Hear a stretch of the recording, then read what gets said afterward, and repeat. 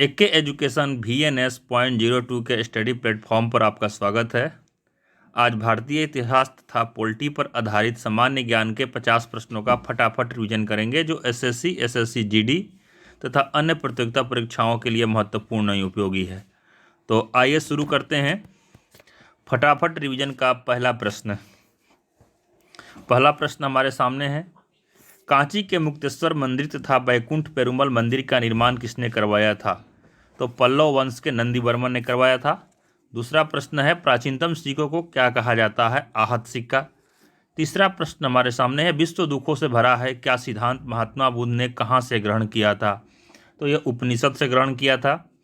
चौथा सवाल है, चोल काल में ब्राह्मणों को दी गई कर मुक्त भूमि क्या कहलाती थी?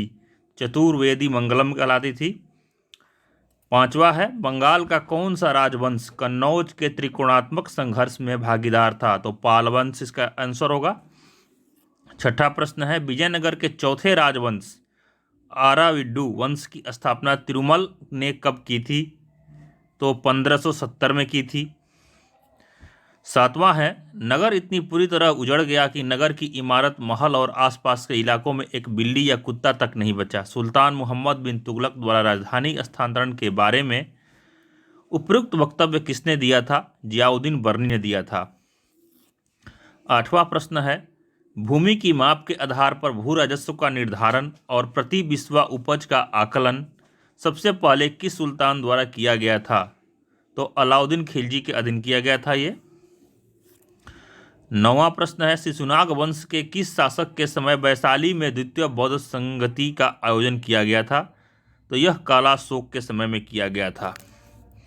10वां है, उस मुगल महारानी का नाम बताएं जिसका नाम फरमानों तथा सिक्कों पर अंकित होता था। नूरजहां होगा। 11वां है, हाइडे स्पीच का युद्ध, जिसे झेलम का युद्ध भी कहते हैं, 326 BC में हुआ था। किसके मध्य हुआ था? सिकंदर तथा राजा पुरु के बीच में हुआ था ये। 12वां प्रश्न है, पानीपत के तृतीय युद्ध में मराठों की ओर से लड़ते हुए मरने वाला मुसलमान सेना नायक कौन था? इब्राहिम गारदी।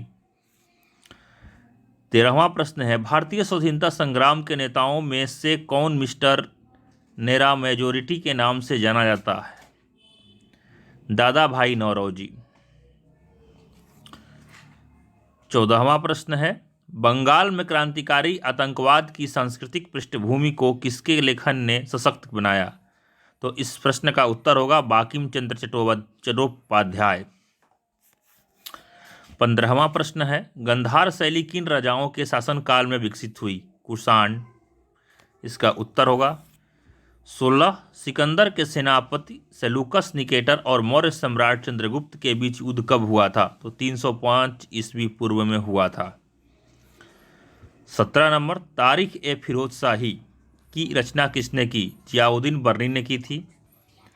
18, विजयनगर दौर में एक नवीन मंडप चलन में आया जिसे कहा गया कल्याण मंडप।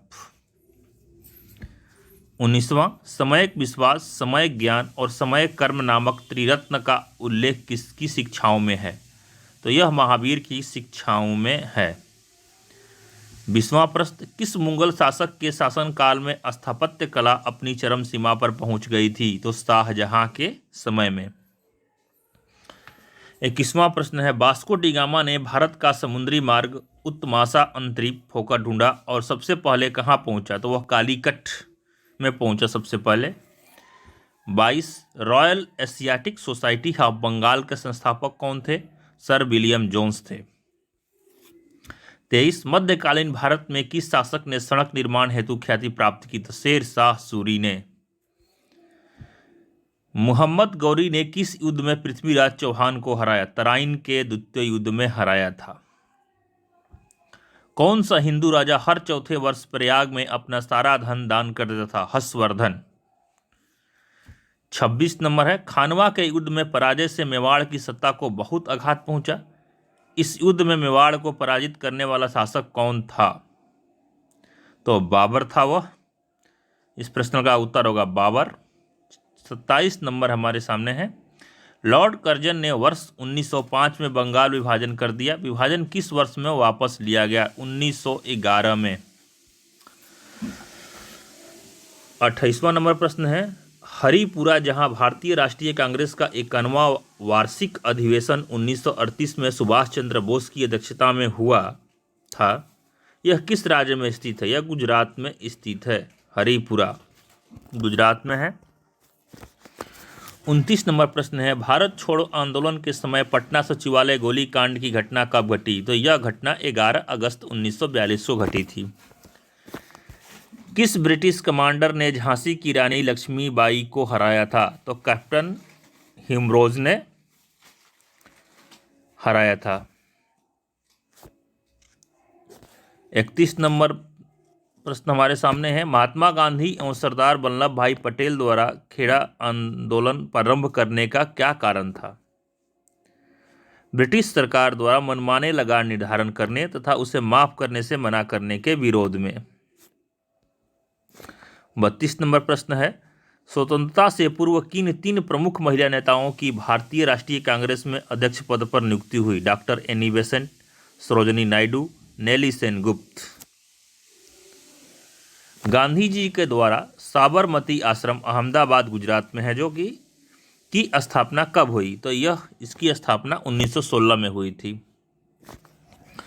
34 नंबर प्रश्न है, 29 मार्च 1857 को किस देशभक्त सैनिक को विद्रोह के आरोप में बैरकपुर में फांसी की सजा दी गई? तो मंगल पांडे को दी गई थी।